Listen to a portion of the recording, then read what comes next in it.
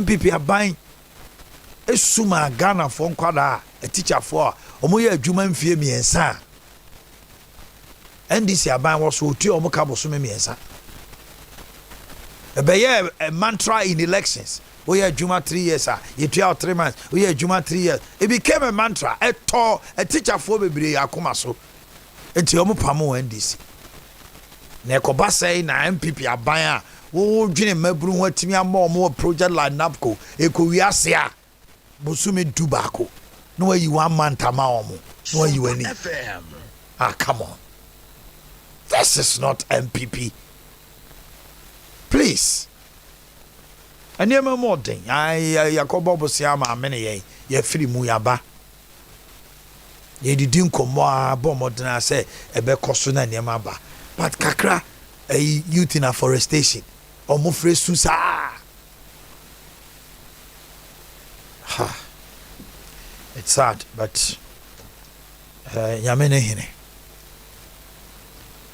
I am a force or more catcher by say intervention that free SHS program no I'm a good resource enrollment near day but there's poor learning outcomes. Well, I don't know about this. I might disagree because SHS by nkwala no so hwe me so with my say ekofo Debbie.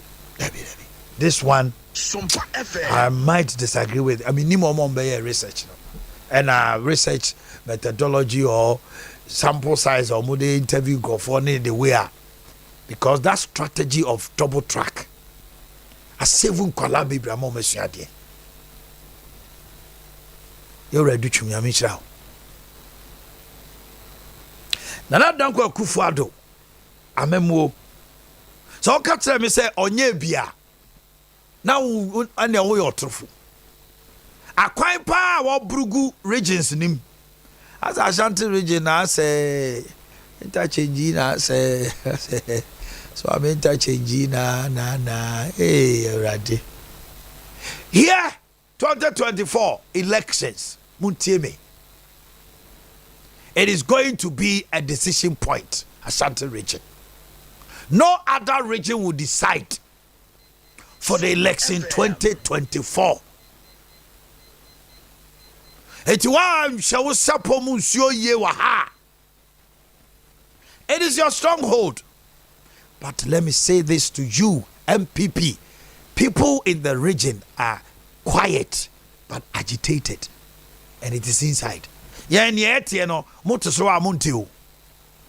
have people who are sycophant bootlickers who want to chop something, they will give you report. We be okay. All is not that well. Don't use Kumawu as a yardstick. Say Kumawu for to the boom. Enunti MPP die uchu muta santiman temha. No Korean say they love their MPP, they love their Kotoko, they love their Fufu, and we love our Otumfo. You can't take it away from us.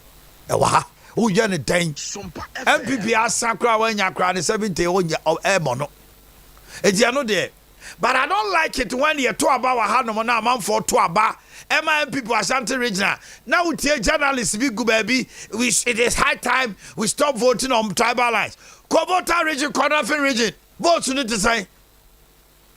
Munya is hard, you know. As Ashanti region, Kwani, a Tuaba on tribal lines. Uko regions are, or you're poor. We regions, bear, a Ghana have 10 zero, and I 5. The most poorest regions in Ghana. Omanhene Yaw. NDC for voter region. Co-voter region no pay. Koti region. Ya two abana ya 24 constituencies are. Emu say na ya two abama any other party apart from NDC. And so we be two about Hanma. Then somebody sits there say we should stop voting on tribal lines. What do you mean? Ada hankwa tribalism. Your region be on, they've held forth for NDC. Your regional, they've held forth for MPP. Why do you leave somebody's own and come and talk about, leave your own and talk about somebody's own? That thing should stop. Oh, Ghana now say I had the amount. Obi Samre no ye. Somebody is casting and is making money. Obi, this is the time I was seeing it die. COVID period, they be and see die. Stop it. Tribal sentiments. And now, over to Obama, it is time we stop voting. Now, Baba will be radio, TV, so now I can't someone, no, I can't. Who can't all count the Yaw necker and to go to tell people who come along. Now, you do not tone, I know my 20 a ye. Who could you tell Black Amboa? And I, a Nelson, that family. What are you doing? Stop it. Why never got to Abawo? I'm a who 2024. I'm a way ube lose one bedroom idea. One bedroom seat. Baby to say wenchi. 2024 and this is no ponkos from Obelusu. There was some borrowed seats in 2020 elections. Borrowed seats. There was seat it was borrowed. Cabo anko elections. NDC for me no kuya no fa ho. And always Omo Cabo Mohammed seat.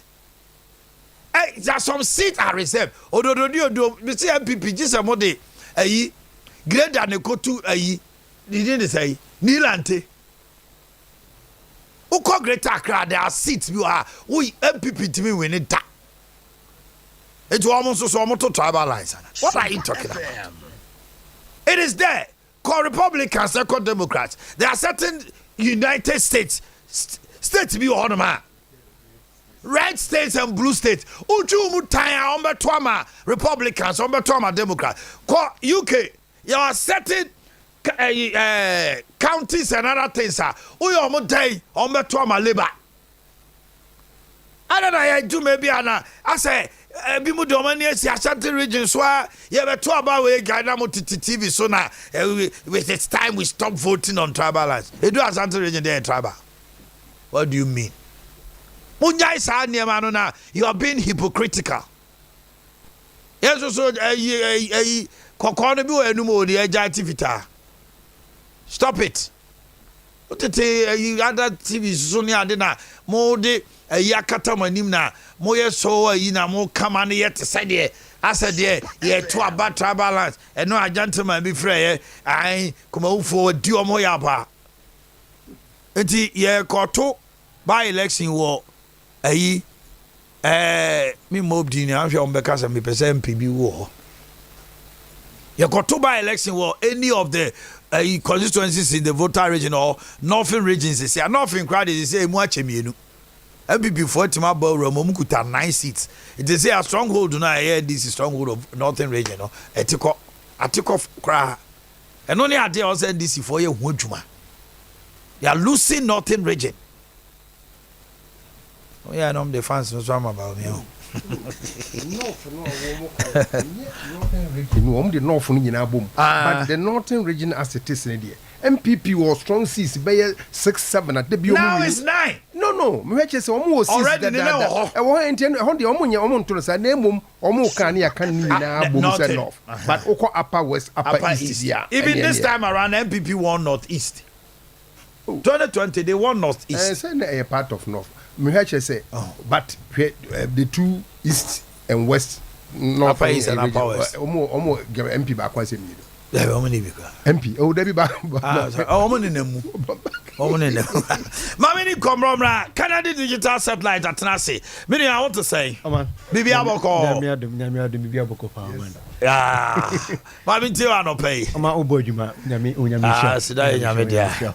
Ubi Gana for Jimmy Baby. Oma no pay me for Konya, me find Chekesi Palma, Ubibia, which is Sompa FM. And then 3.1. Omanhene Yaw Onyankopon hwam na o hwe Sompa TV faka ho Sompa unya ya de chakese fefi Kennedy de geta satellite ase edipre obibia na Kennedy ye ne da be Omanhene no na me guso me nyame adoma memne da edi anima ne papa Kennedy Mr Kennedy Champion papa Onyankopon na me so de Mr Champion ya papa ye no way ye no kote di duako me am krom kote di duako you say kote di duako di obi animo through tech do kote ya next time one makasa ntima asesa madwe oman me da sin unyami shop udu kote di duako oman e wo Adom junction nyame ya doma me de di anima 27th opening ofori Boakye papa owo Mr Kennedy Champon Boakye papa no daya wan so no man nyame ya doma ya tutu bibia wi nyame ya doma me de ye di anima ya na ye kura uluma e ti kura ne ahofe Belinda be busy hey madam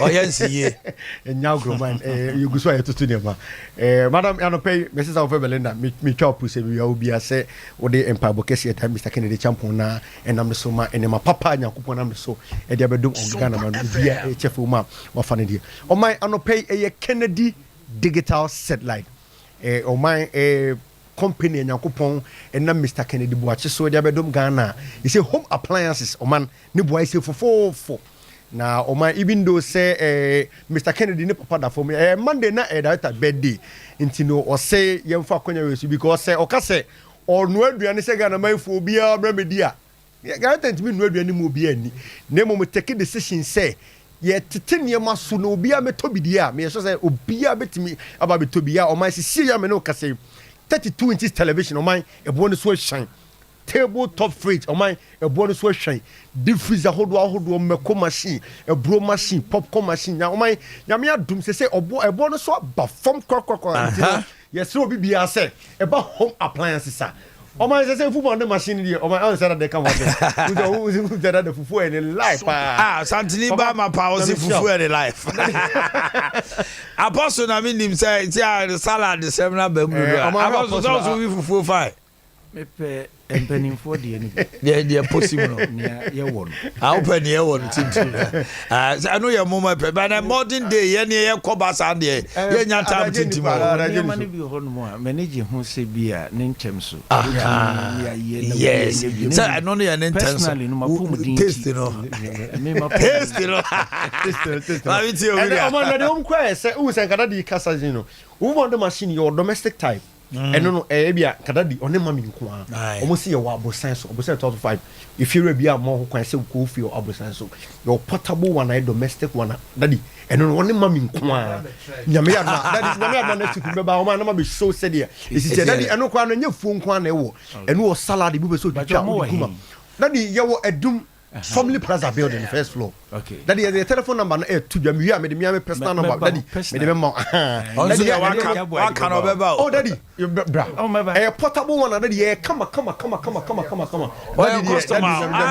customer obio daddy baho oh no dey ofio daddy baho yeah say daddy air conditions no ni na wife mo TV your TV flash screen hold 24 inches daddy go say bia nananom be nananom bedroom or TV keto be 22 inches and 24 daddy your small type digital satellite daddy come and I feel dia homa be fa bibia o ma no antenna now we area bia no daddy we share na washing machine plan I say daddy ne boy for ya so in such a way say daddy so wo hwe ma me no ma o mobile na o mmorua daddy ye mrante ne mobile ye se me no emoro ensan okay debi you see mo washing machine say papa na no ko mi say enema ye say na debi amekasa me say home appliances abaya part of our daily lifestyle daddy obi ehia TV on the man obi ehia washing machine daddy yentimi nya aduane bi ka ne ekoto ogu senti obi ehia fridge ofie daddy na Kennedy say enema ye say say no so obi abetimi atobi o se ma ne boyefo senti na debi akene daddy ya ne ba TV so no dey so ye say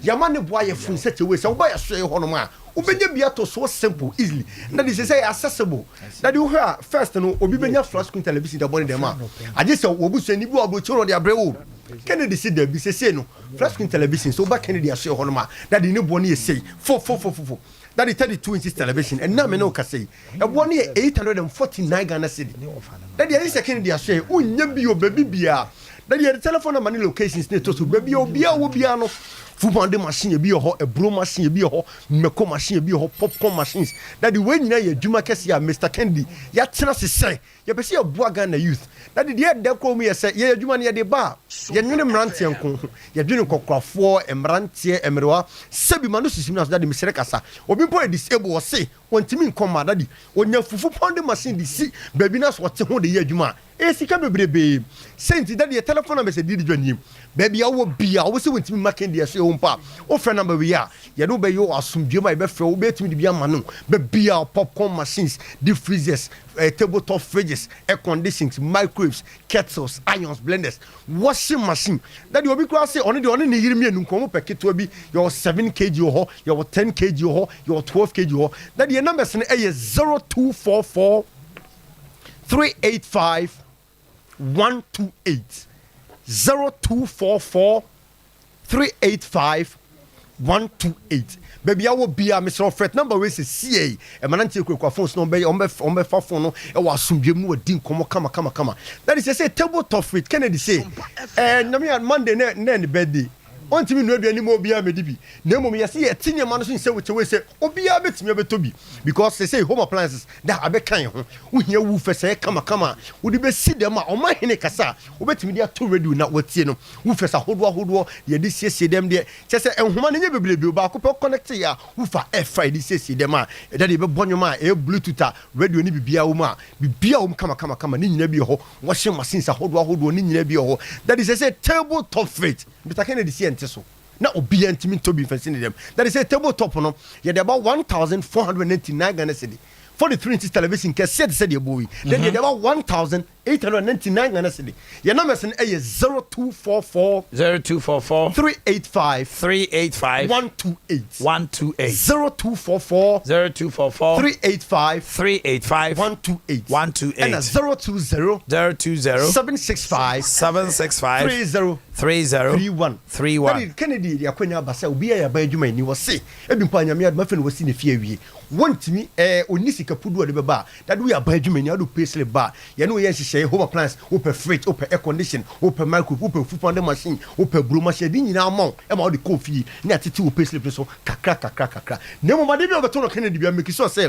what the receipt because independent Kennedy nam e de ton nyama ni bia enye papa ntie serew o ba Kennedy make sure say you are at our premises edum family plaza building and Cransona the wager old barrier Castle Road no on Senifa so 5 lines pay that the oko patas so Adom House Kennedy Junction into home appliance beer upe beer uva machine irons kettles blenders nemo fufu ne de o man aye adwuma kese ya ide bedum Ghana man mbeko machine ho e bro machine popcorn machine ho deep freezer hodo make sure say ubajibi na de aye adwuma na wo so side wako no Omanhene ti home appliance adwuma itirima campaign be mu na yewura Kennedy Digital Satellite Omanhene shop na mi shop yeah Adea mo na mo de beboa yi bi mu ayi pese ye no mo be kabachi se Adea mo be promise ma mo woni pa mbuchi that we go to make it down so they say washing machine my son alive warranty uni how cry na mbeto ma bresa me ne ma no go bebre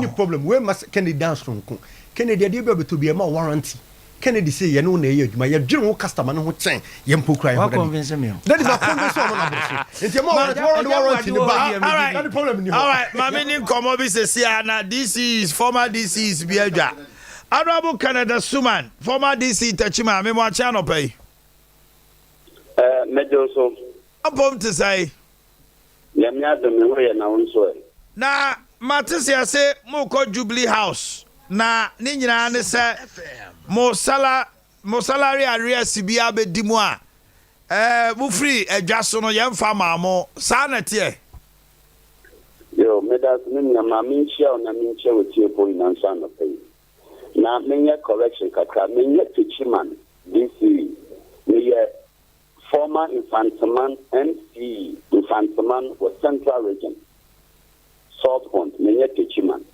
former infantsman MC South Pond me da say for the correction why yo my inti na me da so say wa fami an pay na ma men kan to ho say kasa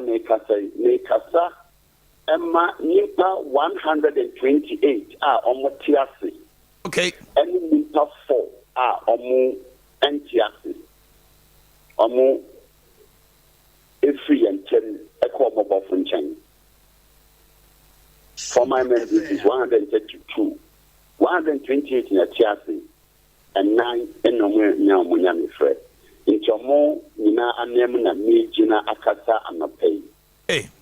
Na dim so men kasa ye kasa na mo aye tu nyese ye yi ya bank boni aye Daddy, Lemon Penny Forces, so we ya, no one say was here, who be a in, so we ya, into a year 3 years. The attorney said, 15 May 2017 up to October 2021.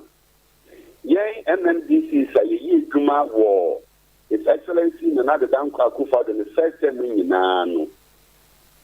There were there a friend salary adjustment. To say if you may call piano. I say daily minimum wage, you know. The wage by the tripartite committee, normally are two. Say, after 2023, daily minimum wage this year, I'm applying it to my phone. Now, no, almost fire under Article 71. That's right. Now, the 71 office holders, and the attorney said, no, annual salary increment said there, other government workers, so many on their chest said, you must soon in here, Nigeria, they were Monument Committee, Mubishia. Now, we determine salary increment, as I said, on the Masana Constitution Act. And, no, Constitution Article 250, the Parliament that's now decide on the salary increment. For the past 4 years, I bet now, so no, Parliament in this agreement, as you said, Constitution Article 71 after 4 years in the year. That means 2021, like say, you were 2023, Yabomuwa at Wintesu, Ekayansa, I mean, Muja. Yes, piano, yeah, obedience. Say, cafe. Amount for you, said the Mekaya, or China Simon in the year. You could be back on Abu P. Bansa, whole municipal chief executive. You could see no. You could see no. You have actually see a good 2 years in film. You big D. You know, Cafe, give me a back home. No, not a many example. Now you give me a back home. The man and son away investing. Invest the years. But coupled with me, I can attitude the body in the Jan Kwana no community to you. After you are more Canadian, Yamina Bachelor. And so, since I became year salary adjustment team, and no more at the Mayania. So because by the 20 years, you can be a man for Saba so. I mean, the crowd what party no 2024 minutes to make the 18. It is not a yesterday. It is a material.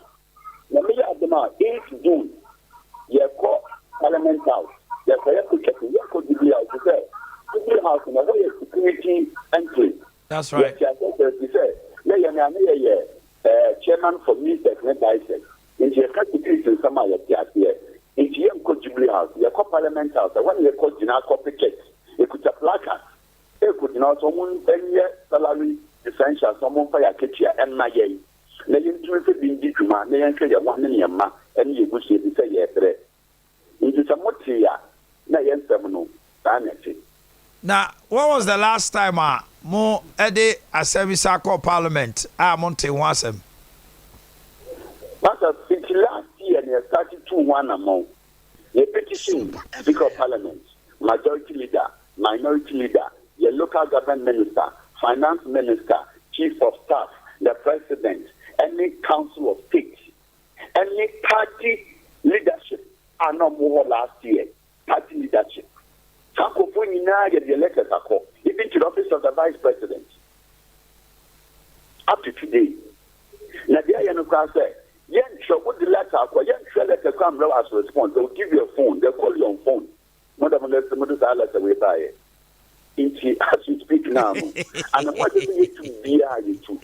That's it. Yes, there will not be any letter to acknowledge receipt. They will call you on phone. Yes. Yes. Too bad.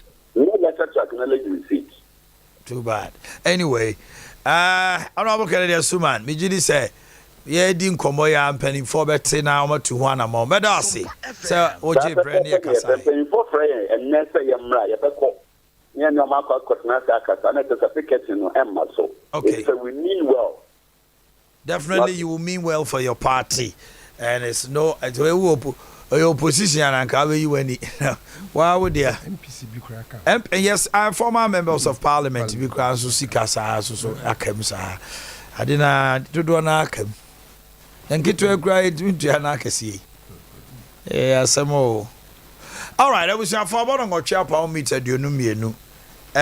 Jando, aren't people celebrating their birthdays today? Where are you? Nanka yentimi enyim free hontem. Na nada nko kufado asema okokan wo Doha. Eno na ase jinchi ni ahye kakra bi mo say because Nana say we will soon return to the international market to borrow. With the advent of IMF and the arrangements being made so far, he believes that they are able and they will be able to make good of the money that has come out. Ebetimi ama kwan ama omako dwama so akopɛ bosia bɛyɛ infrastructure. Anopa no hini nika. Also on the office say niema abandoned projects bebrebe ni projects bebi are stalling no. Say aban no betimi aya no ho na oman ne ho nkyere no betimi abobosia e de abeye de a nkamfom so obi anim ene say yakokumawu aba yebedi kumawu nkomo ne asa hwe we so aka ho about no ekoma MPP NS ya wanim kwakudia ate ahwe say team na kwakudia ba konkwado onya 62 kwakudia so onya 62 na kwakudia anyumanya 2,600 something. Joe. Mami share birthdays ni quickly. Na membra ma beja for. Tony Sack Electronics and I saw ya snemi the birthday in Bremo. Open home appliance a year double door chest freezer, deep freezers. A year washing machine, microwave oven, food processors, electric irons. Anyone call the bar furniture Tony Sack Electronic. Yeah, the product now your friend of property product. Diana Hamilton is the brand ambassador. Wajia tum when we say rare oil believes in quality into our case a papa na papa. But modern say a doom was limited is usania triangle near English and mupe SD karam quantum pomwa puswa home 0500 309 309 0500 309 309 and 0244 266 193 0244 266 193 and 0508 108 337. Open air conditioner, a inverter, SIA Wi-Fi, also air conditioner and our browser. We hear data. Hey, Agile technology, the Akoyanim. And now, yeah, Eduma Samoa, the birthday, Eduma Samoa of Glory and Hope Ministry Church, Kochi. Eduma Samoa, now the Diana and Emma. From Mrs. Victoria, now Victory. Victory now, Johnny. Mubebe you. Mr. Edum Asamoah of Glory and Hope Ministry Church. We every Madam Victoria Asma Jando. Hadia Trouble. And all the Jando family. We appreciate you for what you do for us. Okay. Yenya Miami sweetheart Hadia Trouble. Okay. Happy birthday to Annabelle Charlotte Thompson. Free fantasy straight kuku akrumni. Annabelle Charlotte Thompson. Annabelle ni obidi, Charlotte ni obidi, Thompson su obidi. Abrofudi mi ensa. Did you fear din say? Kuku a. Ana odi araba, ana esi. Esi. Who offered a happy birthday to you. From your sister Georgina Brobe Jachi Anna Jackie. Okay. To my body sister Higausu Frimpong from the entire Frimpong family. No. Happy birthday to Nanaya Frimpong Manson of Seshibekwai. Yeah. Swag, babe, man. Honorable Lord Nana Tando, Municipal Chief Executive Amenfi West, and then your birthday. Honorable Lord Nana Tando, Municipal Chief Amenfi West, MOMC. Nana Bribi Ba Jabe. Therefore, then run a yawa water. na ka mu kakra no anwumra minim sɛ ofoso di wa woda man Crystal Palace Gardens CEO and a lot of group of companies Nana Bribiba Dwaben na ne ho kani nso so di na woda ebedru ho ne ho kani ni de enne Madam Babies Echampoma Onoa Onie Nana Bribiba ne ho kani Principal Accountant Free SHS Secretariat hey sika Babies sika Principal Accountant Free SHS Secretariat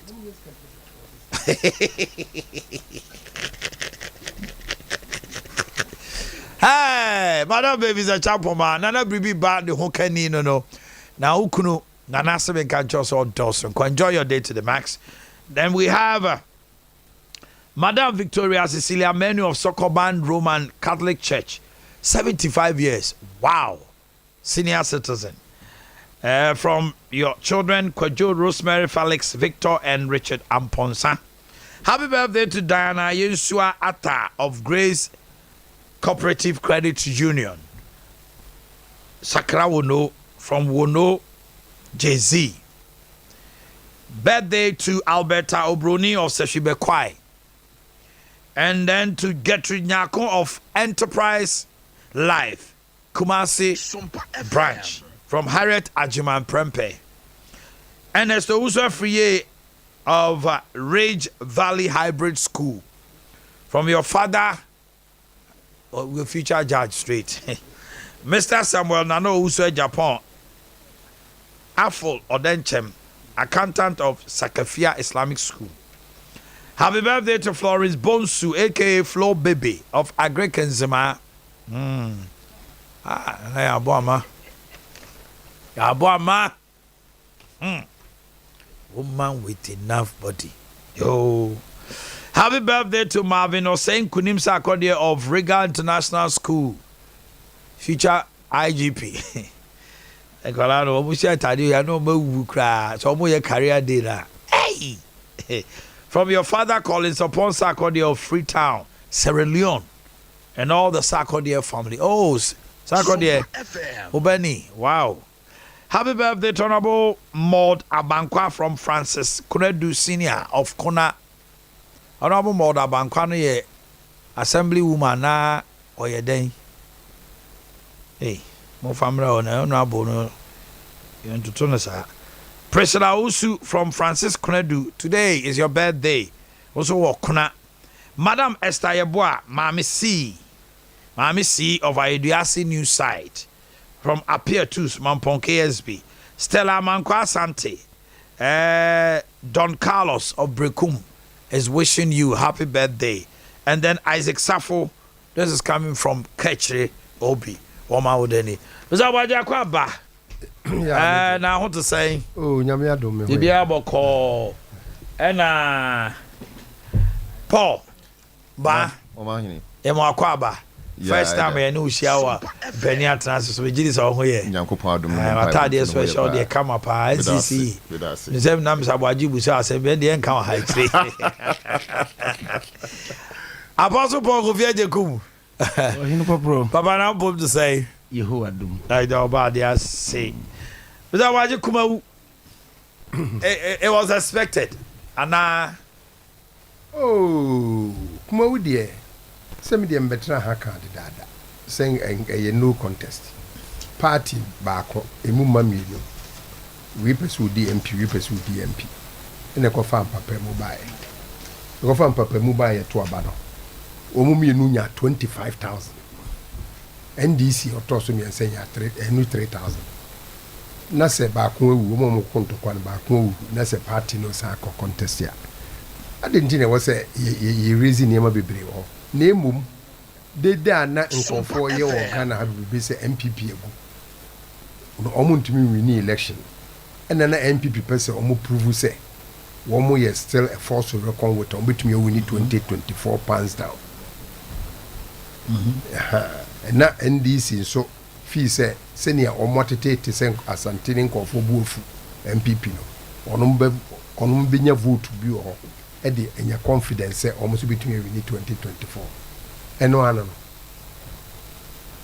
I mean, this is how I saw it. But I saying is the big deal. Oh, so one kind, who had the end of come, and passing. And now, a buy. Na near a Caribbean or send MPP for near a quancre ma back on independence or send more more than some best of internal problems. Actually, my information says he requested a Omanhene on post. I don't want to go into nitty gritty of it, but or send come to me settle internal in a buy and I in teenage it seems if you be nini my buy. Now, if I go conclusion say. Anywama and enya asem na akofa asen de no ba se maka cho sem papa fi ase akropo di media ho kakra no menim oh nearby ne say constituency no the biggest town or population pa na breku asen breku e ho na kwesi no free e na oba no so free kushia sam jona no mo okaso mbibi kura na no a che say ne no ekodi asen mu because of plan no enti ama population ni ho papa enti obi ofiri breku bia unitia den the likelihood say obi nya vote no so me twem ho me ni ma pesma kan ya Sompa FM. ebise ebisa nkofo enti hopo na me ka kire MPP ni bi say ade na yi oh na wa hwe ya enye se papa ne ye NDC anaso ye we but population ne ye na wa ba a favor ina je say MPP ni bi kura nso kopie breku ha it can that the narrative can change everything change because 2000 something per as I say breku for na the card you they hold the card because population there no you more than only the biggest town we area to go free ho go free ho no obi an challenge you or there obeko oh okay na say me catch you say kana policy ye bibiri be nyina say na no pe wu kan ye to no mani eni asore ba ansa na be hwa ho fe ni asma beka many chese me no ne free kro ethnicity ni tribal ni bibia ye nti ye kata ye ni te say enye ne etie bata na tie oh they say be we say ostriches o hwe ye resource aba from 1953 aye to aba wo Ghana ha e be si na utumi hu trend be be ekobia. So why do we sit and behave say onye ntia no pe o kasa ne nkofo bi hu ye mahino ha da bia ye ha yi asantini begina ni nya kase wi asantini wo ba begina ye be de na mezem enye se first ni mo asantini bi enyina no obi bana santifo do mo support ma no dey say things will be obetima na obi a one ne kwa sorry me kai lawyer be free tamale one of these elections na or Omanhene obeye vice president ya candidate ema MPP ye fan R.I.Alasan yeah R.I.Alasan good oye a lawyer niri ye Bruni oye Christian onko kramu ye fan so my vice president ana dwonu ano Omanhene ko kramu ana dwona ai ade ba dia chi no oye I stand for correction but that was what happened. Enti obi begina o kan say we can left or right center no money near niama religion no religion in play be hey religion play pa in Ghana politics yes enti ye buya ni ne guso nanso so ye mu no ye ko wura me hwa kire se ko fa resource bra even results no so they show enti me nkasa free polling stations ya ewo zongo areas wo Ghana ha se nyina eto one particular political party nanu yai 2020 elections polling stations ya ewo zongo settler areas wo Ghana ha se nyina with the exception of Kuchi zongo wo nyina to ma one particular political party. Enti se obegina ka chem se e friend say religion enye dwuma ɛyɛ opinion me nso me opinion me de me wei na me de yɛ me proof to be a bit me akɔ ne baabi and across Ghana with a exception of Kochi. That's what I've been Zongo communities and Dosso for we not to na say okay tama MPP before be omo internal elections Nasara because we ba ni interview o ka kire say enkran Zongo areas ni NPP lusu we bra na Nasara krobo adinti o lusu ye okay ye programs nti oba obehwe say ono be win what happened Musa lusu enti eno de but should it change and I ain't miss son o sanke ebe de anko bi anto na dwene na mesa kaka ho kire ebio se ye ne ye firi asante ha no most of us ye nya kwan to decide the political party what say support ye wo tum odru ashtown CPP fofie ni UP fofie ni we fie ni uko ukrum de CPP eye UP wo ho de bia be pense me ne o kase obi kura say asori akese no kura bi mu obabi omo me hwa kire say obo Pentecost fo aye say omo ha obo president fo aye say omo ha ese Methodist fo to kwa ha me boa unya chance say obedi say obeko CPP na beko MPP na so obeko ha ya wo watum o say ye for several MPs ya omo wa bruchiri omo ba no na omo wo CPP omo bedru kumasi ase no omo da bete ko ye UP for mbebi no ko gonya sa uti we ko ye presidential candidates ema UP obedru ha say ya no way for satan oye mpene wa kwa na obesan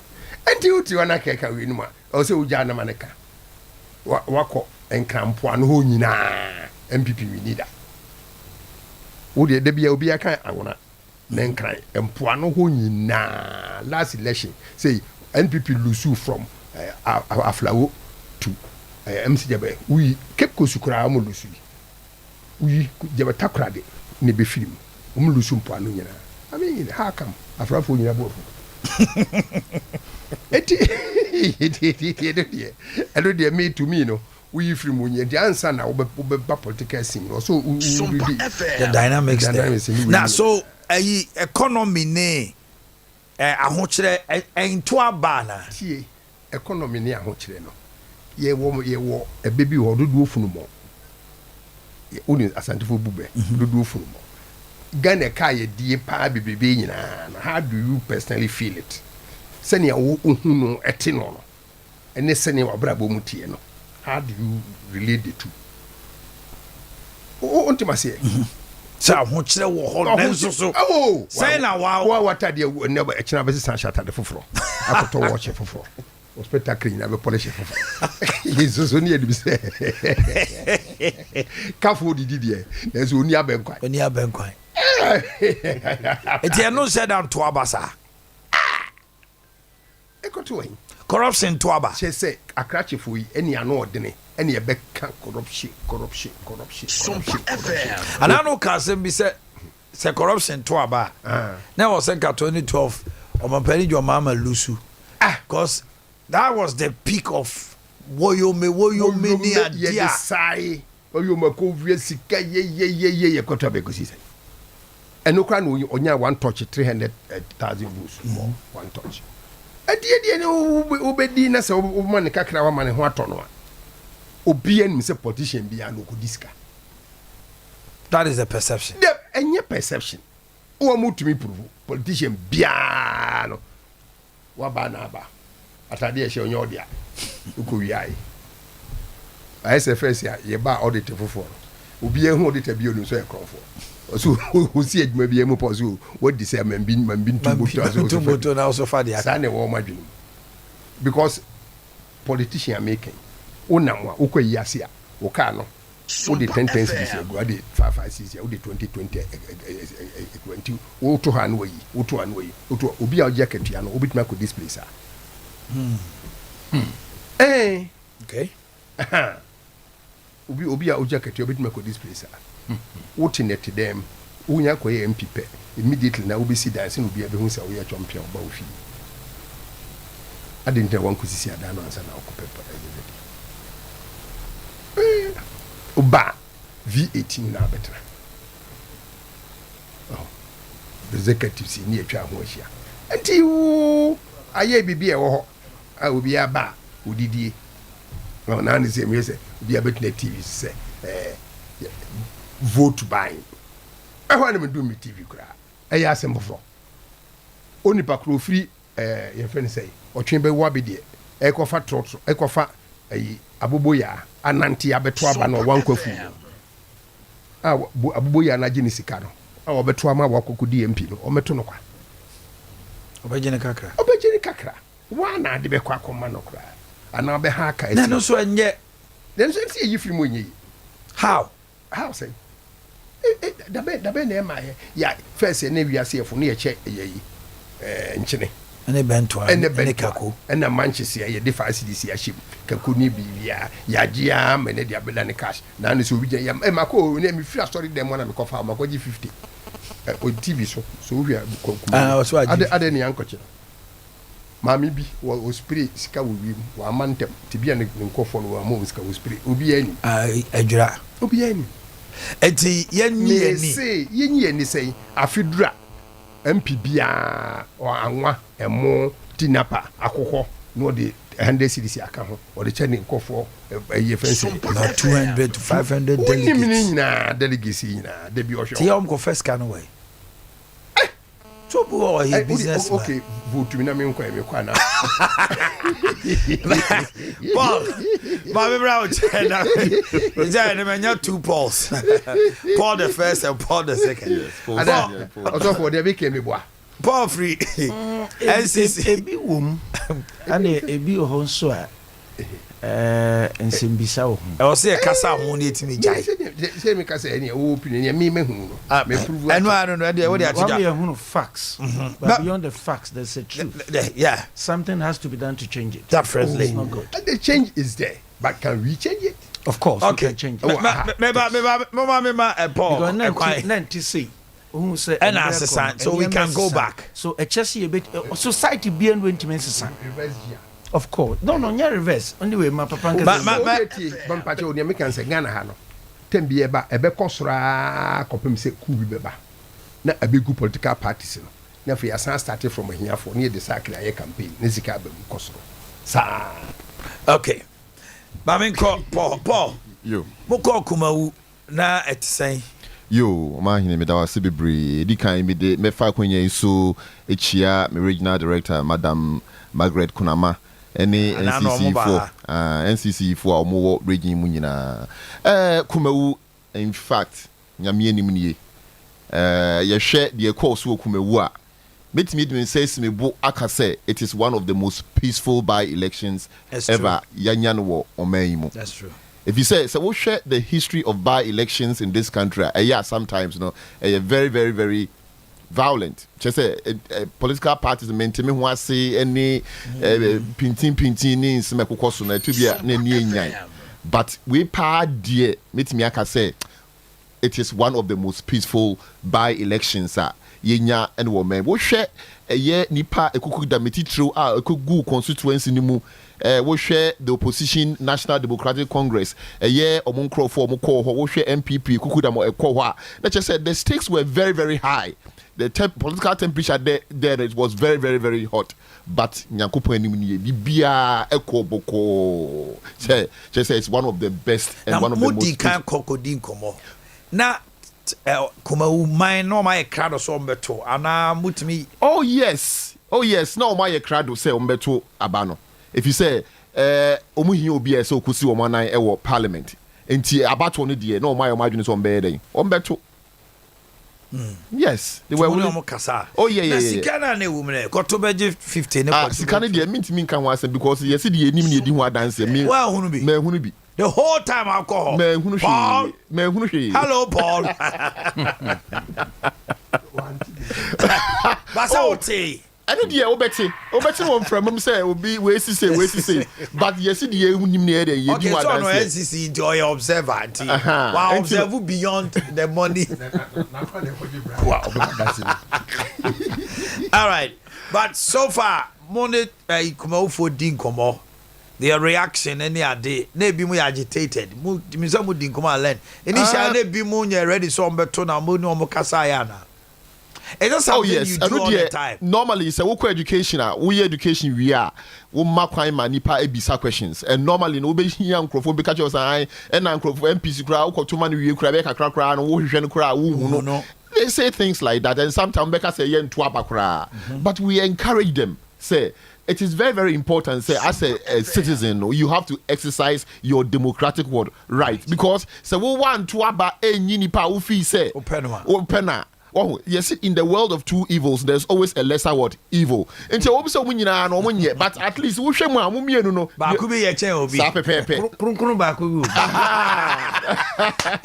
is what also always takes us to the system of mediocrity.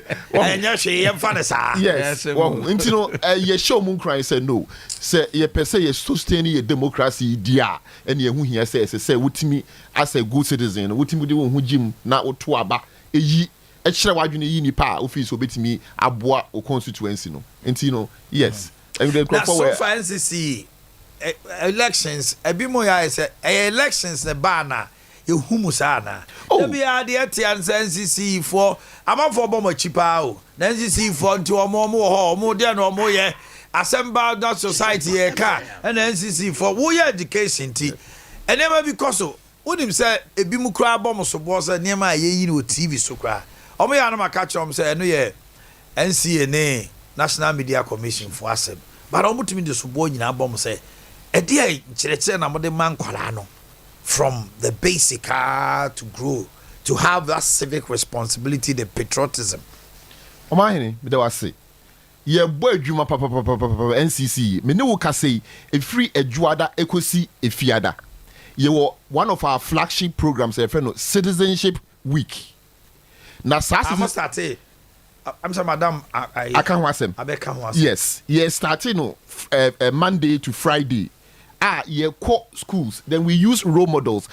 Nipa teacher, a software, politicians, directors. Yeah, the Omuko schools no Omanhene Yaw ekasa. They serve as role models to to nurture this case to become responsible citizens. Okay. And on the was civic education clubs. Civic education clubs is not only in basic schools. We call senior high schools, JHS. We call universities. Cry was civic education clubs. Yes, catch them young. You didn't call a fancy mu. Send a beya, Omunina, Ebenina Bede, Abeyen Penipa. It will surprise you, said there are some MPs. They will tell you, said they had their vision to become MPs when they were in senior high school or junior high school. We are members of the civic and education. Some of the student leaders. Yes, the student leaders. I say, I tell any test corner, ya Jaffa. Well, I know dear. So I'm politics barrier. Yes. Well, but the year Kenya, we are also limited, like all other government agencies. We are limited in some way, but under the circumstances, we are doing our best. I can assure you. Limitations, no can be. Oh, what we say? Any logistics. I buy no Fessica, Muhiani, Acadian. Oh, what they call but and so. So budget, no, baby, priority areas. Say. And smart na yeki Kenya no say you bet me change your attitude any idea nyina it takes sustained education. That is true. Yeah. Well, and yes sir so in a month yes. What the sustained nature of the education and then I bet me the needed impact and I say outcome na then aba. And say challenging say ye nyesika yet me this sustained education and I say logistics. Can say most of our vans are they call out in here. Break it down. Gobel said something. Say 1,000 lies. A lie told 1,000 times become a truth in the ears and minds of people. The bia me cancer mitro. The bia me cancer mitro. A fe bedroom maybe was so we the enyano kra kon Canada. So be an enyano kra. Say omo etesi abonten so young nkwalai bebre the edi raw mutrim from childhood and omo nyini and the patriotism in Ghana is nil. Say Ghana ni bibi say abind dia omema na adwena ko ho here no abe individualistic. Yes, family cry no e breaki abe individualistic. Man me twa no de bia meka me say say yeah family support system a very big social capital for us. Yeah one of the reasons that there's a high suicide rate, because obi wo ne ba the jan hoko akọ no nko an ote ho he obey depressed, so the next thing is obey den obekum ne ho. But I say kura wo ko obi fie kura wo hia say obe friend obe ote wa na obi aye den aba wo fie and omo de ba house e oba fie Debbie ejade a emoye honestly emoye because I say so obi wo kura say ya obenya ne family members a omo be support no ebe gi akola yi ni ade. These are all social capital anka brofo nko munya ne sa nko mo ye den omo pe but yeah no ye pese yesua wo mo emoye. Okay. Abazo lessons from Kumahu. Na mpom te say. Oh yeah. Ejabo aje na mpom. Ayado ma fi o.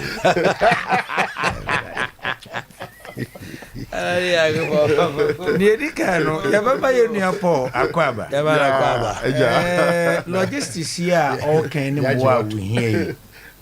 Meji di se sa na akoba se abansa enso wonjumedie no a omudi no omo ankasa nso mbransi won kwan de a omo so mpe kwan bi so mpe mboa from the public. For instance, how would you kebeya omrada? So, they answer near friend or beba. Transportation didn't fama. And yes, some panty, you best small mind, I don't any problem. They move every year time, Nadia. Yeah. Oh, if you say, I'm here money away.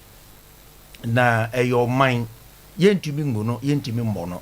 You bet to my and say, you share the source of the problem and solutions. That's right. Sabaya in Chiribambe so fancy, see a solve problem. And Tessa Bakwasem for your hunjay. Now, coming back to by-election, ewo Kumewuno, yemfa aseda ema 2 independent candidates, any two political parties are to some extent, and I see a bold mabasu. That's right. Papa Di can say, one of the unique by-elections, Yantis will be the Aba, Kobo will be trim, and I will be proud be empty on that score, no.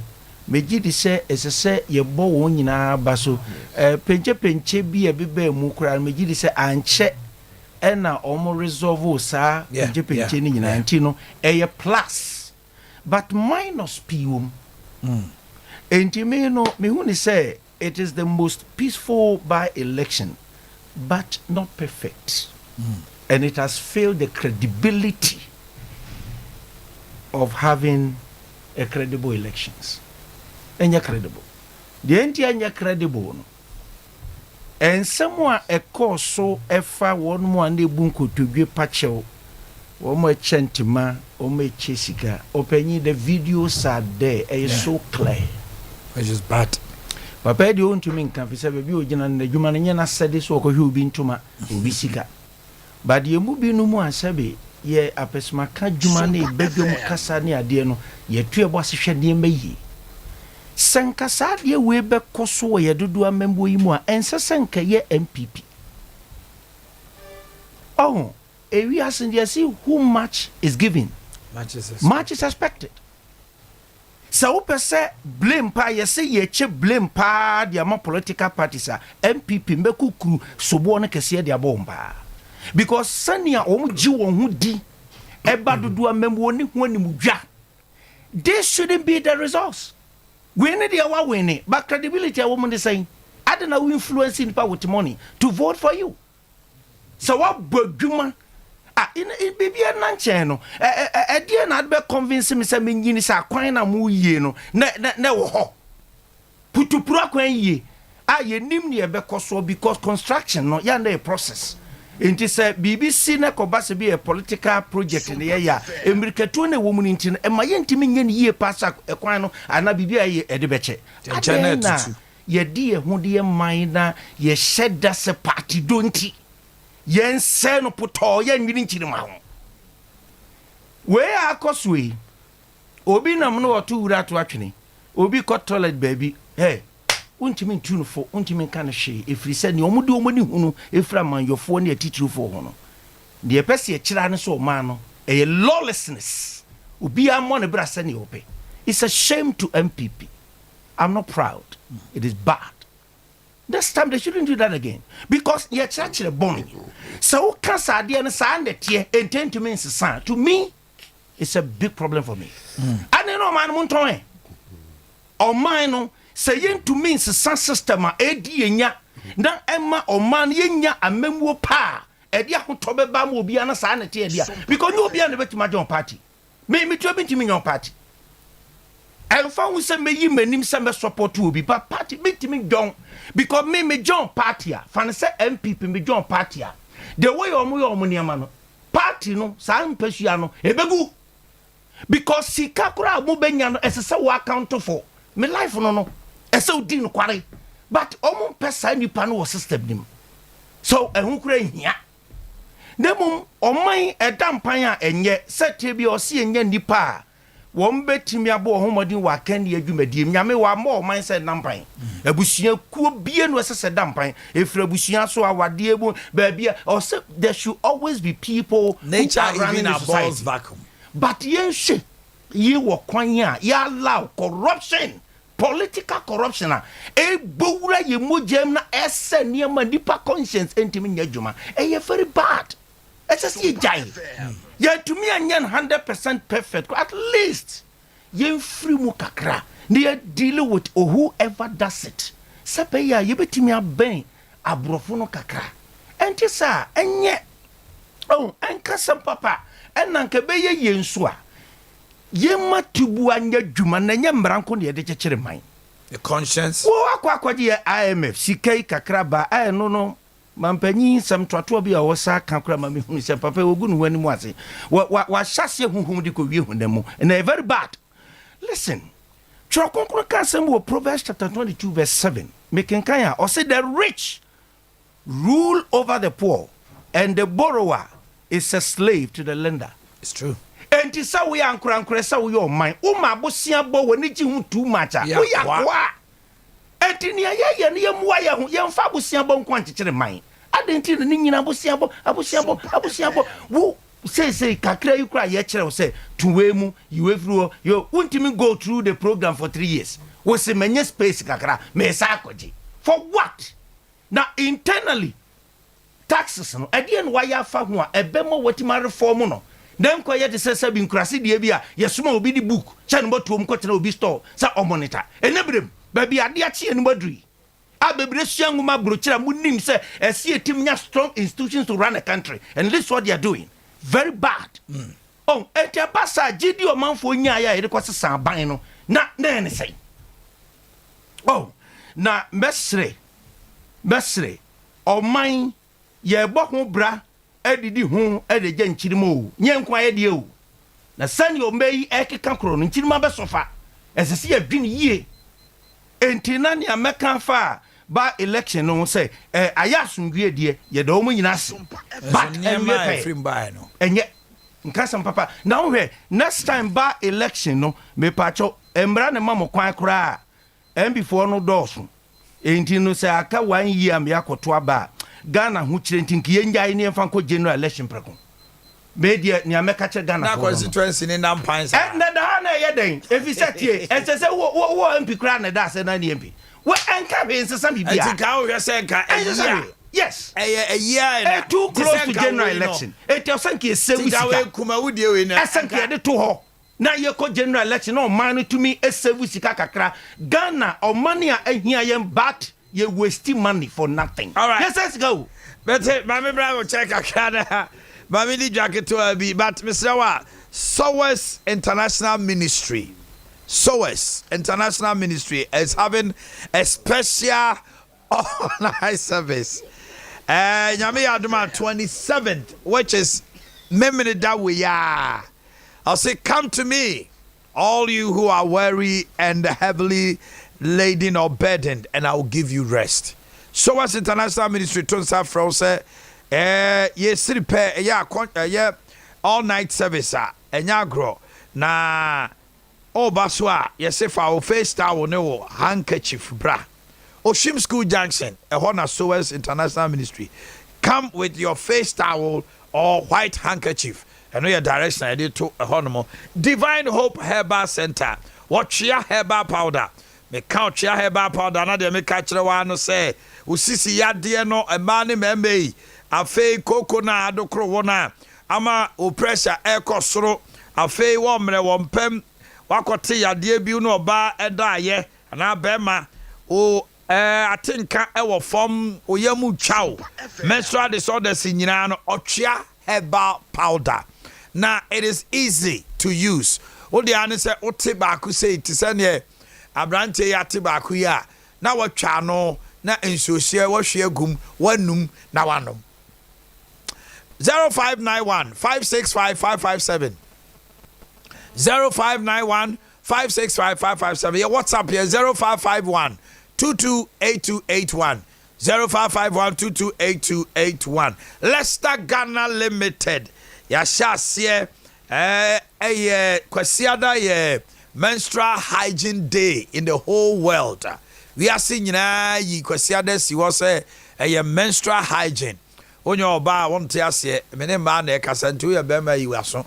Now crowd so Sunday obetima in special obetima toyas minty normal, minty extra long wings heavy purple extra long wings pardon what she said come now the panty liners account who drew her kwasi ada wo yire was a happy period obejo so thank you then one no ache mothers day ache bibia menstrual hygiene day enunti Leicester Ghana Limited yes say a free exchange kono omo wa chede e de mama no nti ebedwumadie we so my ladies, we have special packages for you from Leicester Ghana Limited in terms of sanitary parts. Normally, I didn't even say some more. I can't parts, but panty liners.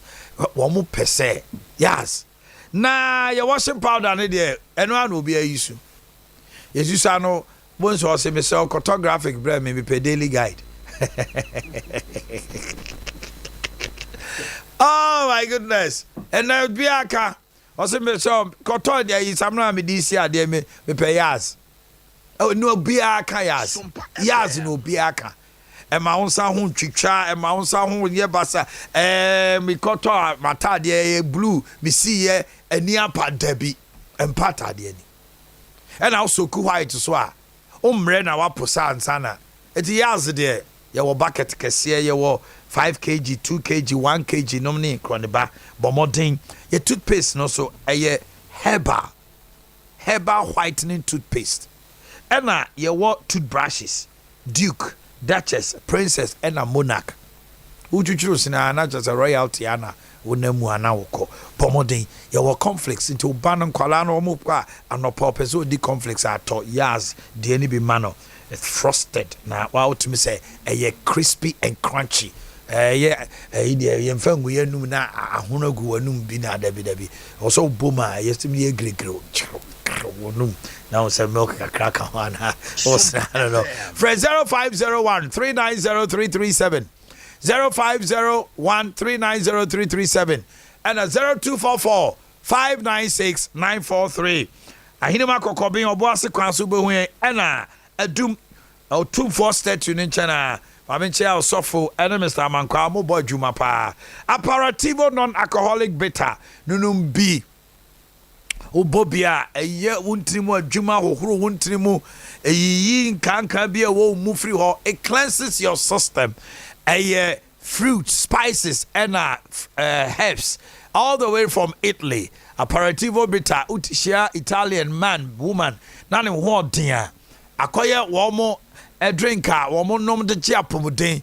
Ghana ha, one so betimi etusana monibi 0246 270 221 0246 270 221. Now Ukopie FA Masters Limited Obasanjo Road, Accra Senior High School, Accra Girls Senior High School, Afre 0245 734952 0245 734952.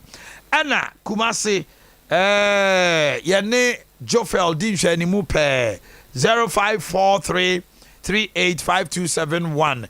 Trinity of Arc Limited Company.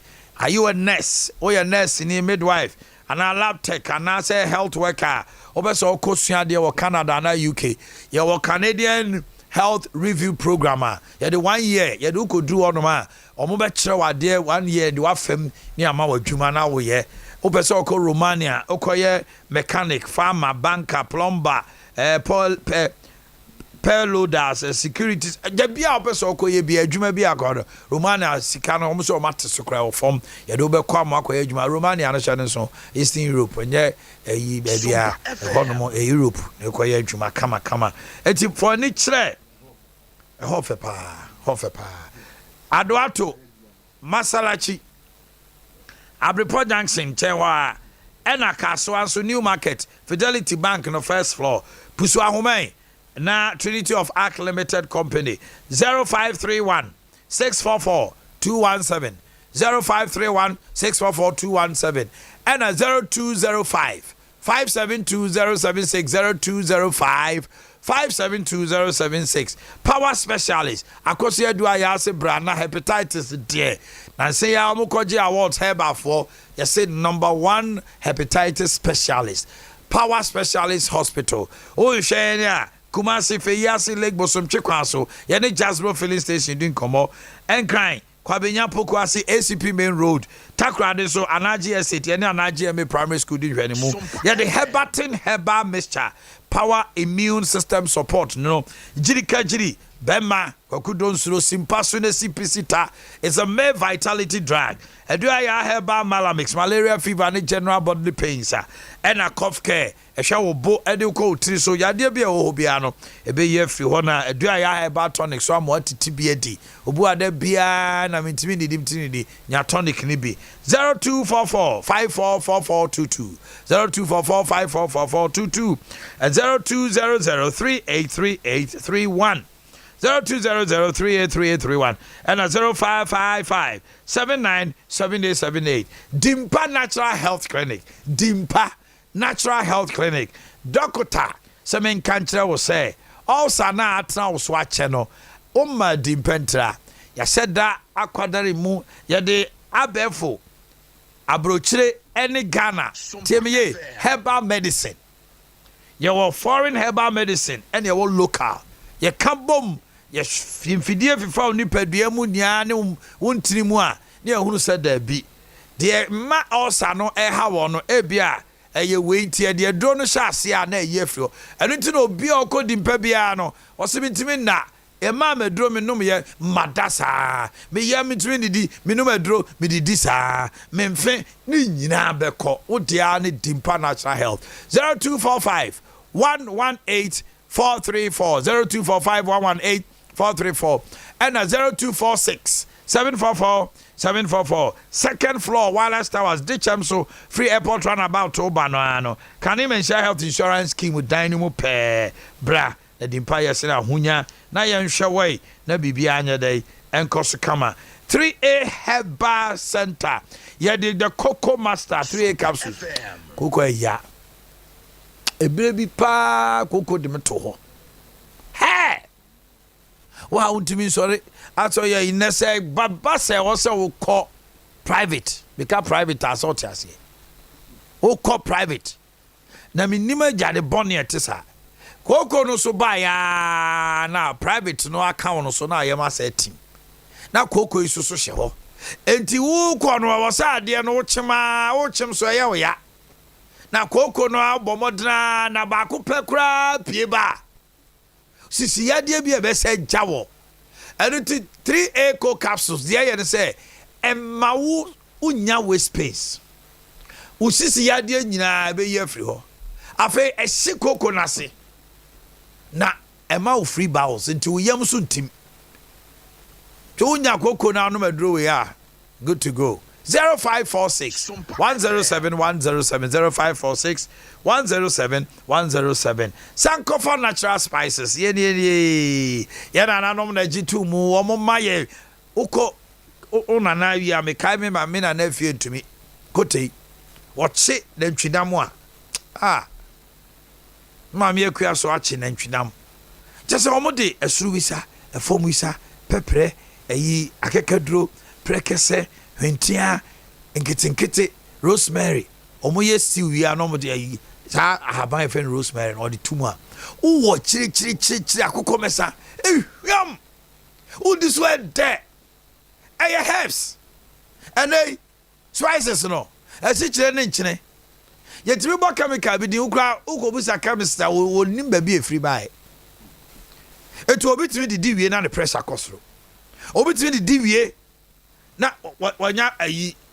ne sugar level ne nam 12 omo dwere ho omo ntia se e ma no muku ye omo nyai ukodwa so a sankofa spices Ghana ya 10 varieties na wona wo sene no afei o pese ye hwe ne hwe obio o pese ye hwe ne hwe obio a wo bai o hia permission femike esiesie beba bia no o beba won China what tinka o beba bio no kra ba ko pe siesie o huye en kan bia ba ni infections no candidiasis na do kro wo de puana o ya o se de no ana bema me na tra fe mi hu de wakoba bia me age no o mabio a ho no mon kokama bia nkonko a afi heba mixture no eyi a 3D no na esa bowura moja nim ko yi parasite no ti permission heba mixture sa monfo gusu ani afi mame monye me so yei permission berryma capsules. It cures weak erection, sexual weakness, premature ejaculation, and severe waist pain. Wakote nom permission berryma ampa ma me konkoli kwan so oboase Kumasi Adani Farmer Mrom afe Shagisco Pharmacy Okashi Drugstore Lane Accra na Plaza Building ubenya biato 0555 388 046 0555 388 046 and 0555 388 008. Bisa wajima mimra wo chen IMF by election in future no yenhwe ebusuafo nso ni dia ebetumi dia ma won se onipa no yo man ba wabesomo man menyi ni sa ban wo efunu no so tumi se ono na kire da yenye yi because by elections ye de ye no e better election no enye and the most we ya na ekoto aba ya megidi se basa political parties no be take advantage so mbetim de nya vote no but it's not fair because the kwan bi enipa no fa so wi na busuafo be gibre etima toto omo ne meyi nti ho na se se ho na ekuo na ewo mu no nipa kwa no toso a most often than not omo na ye yie no ye ho na ye yie no MPP eye we omo na koye na se aban ka omunya enyina baso ane ne na busua dia one city ko omo nye amehunu sa ne mu ade ne yenkoto aban wie ne ye ebi esa funu da hosa na yesi hine abra funu wo hosa sensi da bia ye sie abrewa na se yamamre kwanso na yen tentem eni by election bizo ye ko ye ni apostle sabaji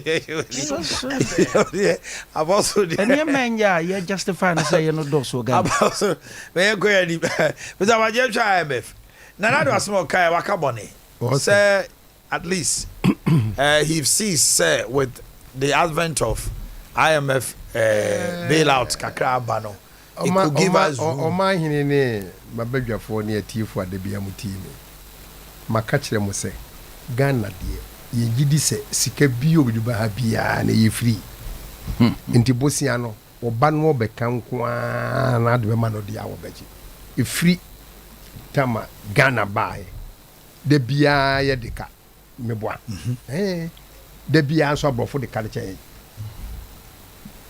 enti ebosia no wo hefa kra e beba abeji for a pretty long time I didn't think I established Paris crop for Ghana for nko minister finance minister be be yen budget aje so kuchia won mansa Sompa no hu ne wo de be chayen e ko fa hipik bosia nyina de achew and say IMF conditions or dia bay sika or dia boy bosia no ye be interest ye ketekete and say afiku answer ma wo no fakoro to wakafo anim no montete bi mfanchaw na ani mo rehede ansan wa ba enti enye punitive enough say be keep you is it near ma wo de man entwe aso entwe debi omo menka nyi so obi ka kire mo UN say Ghana pa ukache Ghanaian say uncontrol justification for aid grants or loan obi any we are between natural obi basis ya be qualify in system bia program bia no bia you between justify koje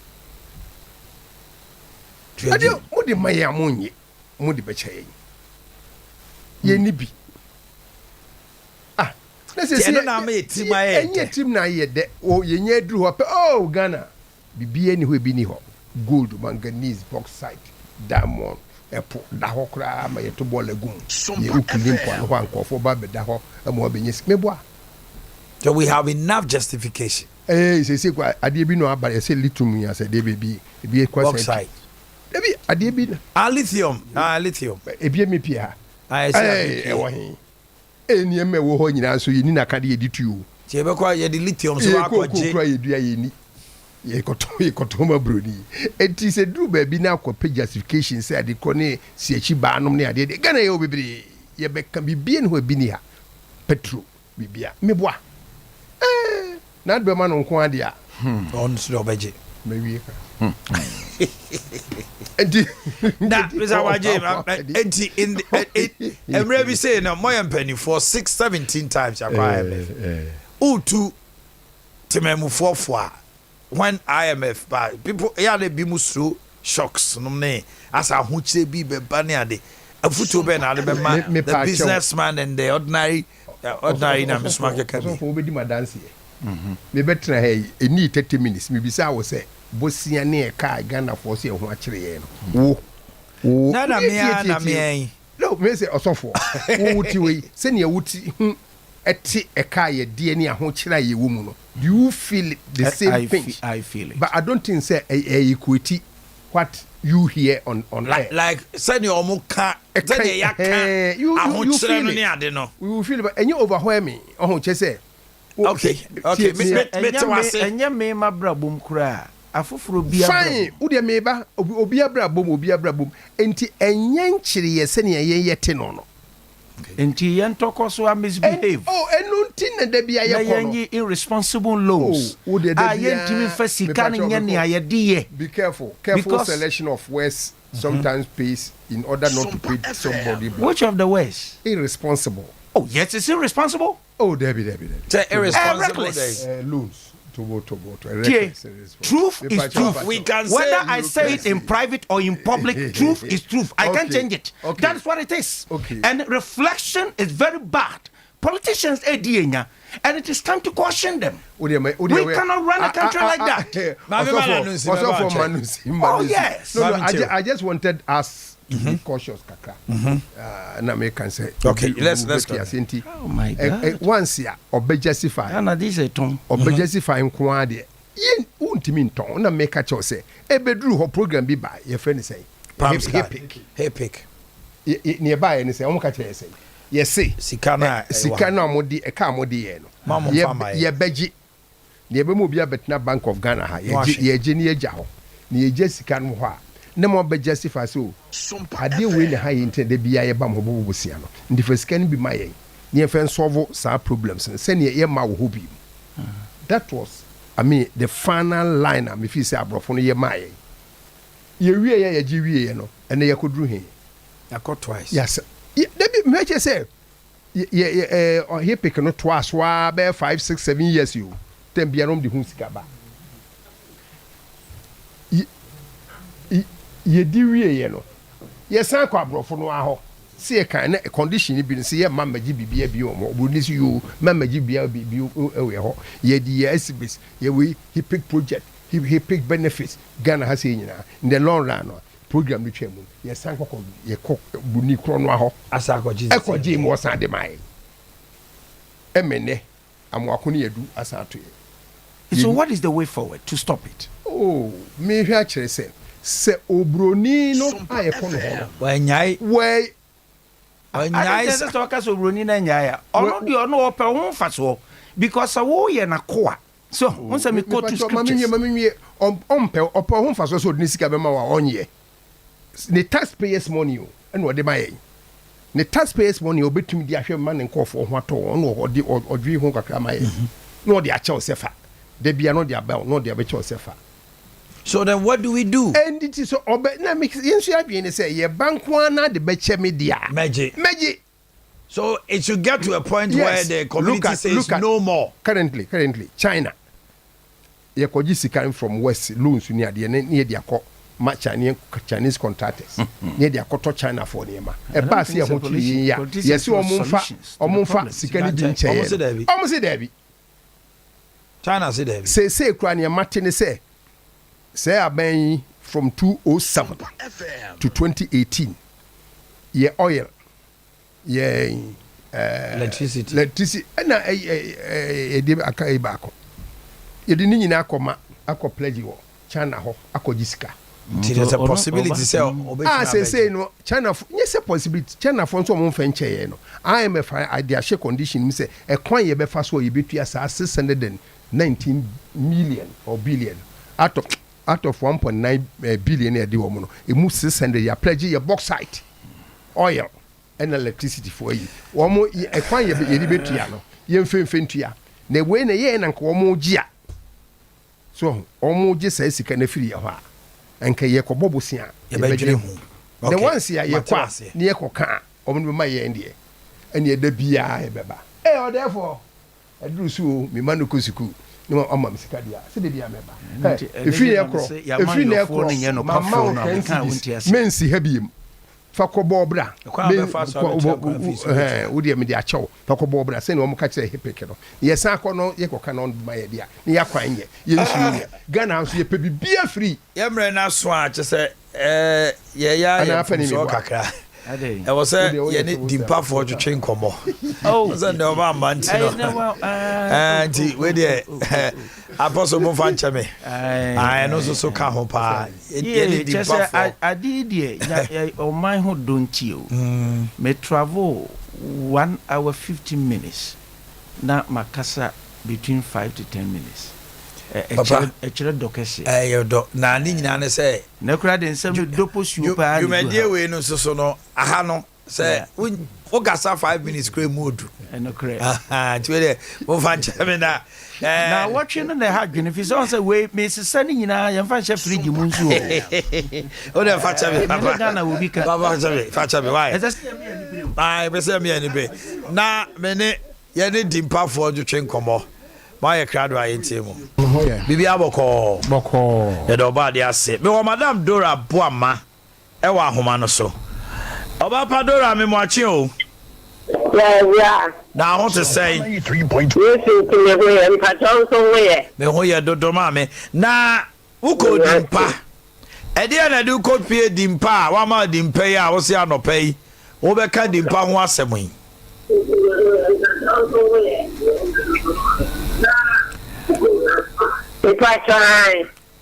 Mami ntie wai entie TV no kasa wa fidie no so kire me wai Mepacho na me yale pa na me nimu se ya osa na me yale na me nimu se ya osa enti na me ko ya no ana me ka kire ma ne se ma mi Dora hello TV no entie TV no why you say me yare ana me ka kire me bamba ko se on fa me ko ayi ala sabia enti me TV one ma kire eni pa be ni san number enti no o ka kire me se da ko me e branda no me ka se me yare na so enye osa no ko enti me ko dimpa ama so ka kire me se me ko dimpa dia on fa me ko ana me see you ma se enti me no akọ enti me ko duru ho no anaja me bo mama ni ya kire doctor enti me na me bibia no kire me enti na enti bibia ni ho am tini ya enti doctor ka so okay ni din no be bo ane enti chese obo ame na be fie no me beda ye no me sore ye me bisa me ame ho se enti mi ana se ni pa foforo no kwasem na ni je pa be si na nyina me nyaje ano pa bia nya me ntimi ni koko na bia me ya na ho atome enti o mahu wa ma oju o mo ne de no kwasem se wo bue nipa kwaso na bue nipa me so me quiet and na me sapeni o sanka wo tie me first na me tin kasa ye me quiet doctor bi sa me kula me ba na yi ano na me tin kasa enti din padri wajimi na nya me kwa no be di me obedu obi a enti o ma hu dawase Nyamisha pa Madam Dora no doctor na fans no na manfo de basa no said my car say yen Sompa ha ya ba yengu moni mu ase free say enye station ke 20 me kan se mu a yentumi nye na obi aba go last a wo ka say obi cry pa on fra wo number na obe kire ye kira pa just say you've pledged for us and you make sure say obi obeba di mpaso ye bia no obi hu say yidi no ne honam ese ha disere na ma America no o mu say stomach ulcer na ye ka ho asem de na so nipa no bebre wo hono mo a stomach ulcer ko nim se no so no muntumi na obeda ka say ulcer engineer ma ya ha nipa no bebre wo a na ntida bia me ka say ye ba na se ye mpese ye babu ka ebenya ka wo de wo ntine ma bia so na waje test bebre na ye hu ade kora sha se hwehwe di mpa kira kwa free say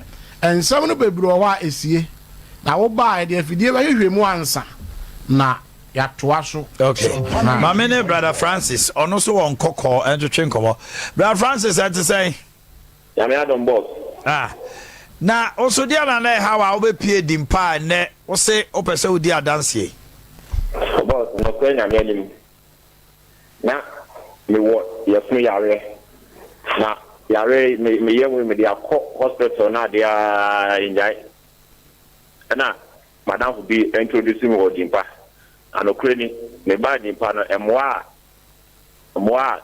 ya aduro aboa me no enya seketwa be bo so me ni ame ba ho no me de ya fu ya na doctor na so di check ye osa ene ha me na no de ma be ya me ko so eye nguru aboa papa ma ene osa na bi ye mu ya na me tini nyina no se se me tibiu mebusa na ede symptoms be na wo na oyam no na ya keke ana say kofa niam how bebrebrel me ba me kodu no na me honam ade ebu a me da me sore na me honam nyina ye me ya na me bidin so a me nya hadden na de ade na me treat me pie me nti o de me fa machine abi me fa machine na o chechere me e bi ai o se me mai me trimu no e se mitina em ya no the mojant ni em mu yie okay and also my details the fine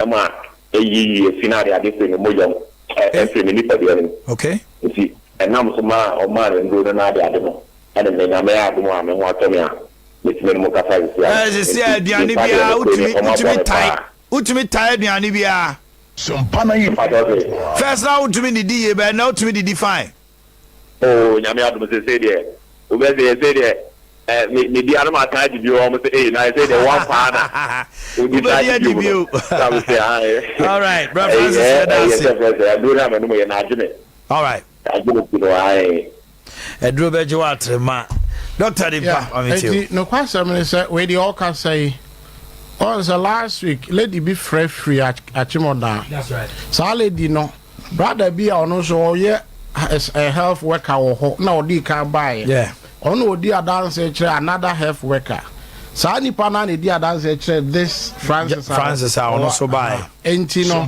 because me ye de can say so we test ahodo na titiri wu na de kro a wo de bra ena sentence no na me boss ne na me de asie se ema woyam ye oya ana woyam tutu ana se ma wokoko na ye oya in fact chest pains ready eta si papa na ebia asi wachi mpempi no se unu se de edikan ye woyam ne wobo no primary you know but secondary aspect ne ye affect wakoma ena ma utisha ase se ye oya na wani su briu na afi untumi na no so ahya ase afi na wadwene no ye wote se de ma bia wonya wadwene se obadwene ho ena anadwo obadwene ho because adwene na ekọ adidi ohia oxygenated blood onya ɛno nti woda hɔ no na adwene no a hwehwɛ kɔ ɔbɛfa so a deɛ ohia no obɛnya ɛde wobɛdwene nneɔma a wonyɛ w'adwene sɛ wobɛdwene ho ebi dimi nso so da yɛ basa nketenkete ntiantiantiantia biara nkosi hwee na ne nyinaa mu no ɛyɛ stomach ulcer nsunsu aso a ɛtumi de ba aside that no ada baako a ha adwene bi oyɛ tipaye a yɛnte aseɛ wokɔyɛ ebinom akɔtwa CT scan MRI ebia ɛsɛ problem bia ni tire num sɛ nerves ɛna ɛha wo a ɛbɛma yɛhwehwɛ a yɛnhu ɛnti abusuafoɔ wodidi na gyinagyina wo bo aduane no ntumi ndigest ɛsɛ hyehyɛ wo kɔn ho ne nyinaa bɛtumi aba sɛ ɛyɛ stomach ulcer na ɛyɛ saa ebinom nso deɛ yɛ ɔyɛ biribi kakraa bi a na wabrɛ ɔyɛ biribi kakraa bi a ɛde sɛ wode kaa nam na fuwa ɛwɔ mu sa sɛ ɔsɛ tete wo a ɛde sɛ wode kaa nam na fuwa ɛwɔ mu sa kakraa bi na ahwɔte ɛno nti no sɛ woba di mpa so a yɛmfiti prɛko pɛ mfa aduro ma nipa yɛde afidie bɛyɛ nhwehwɛ mu ansa na sɛ nipadua ne hia sɛ yɛde mfidie boa wo a yɛde aboa wo na afei yɛatoa so sɛ wohwehwɛ di mpa yɛkyerɛ akwan a yɛwɔ Kumase nko a Kumase dikyɛm so yɛwɔ wogyina airport runabout no wobɛfa manhyia kwan so na kwasɛm ne sɛ wogyina airport runabout na ade w'ani kyerɛ manhyia kwan so a yɛwɔ nifa so building kɛse a yɛatwerɛ so Willas Towers Willas Towers na ɛyɛ aborosan a yɛhwehwɛ dan sɛdeɛ wo a mohwɛ TV no wohu sɛ da so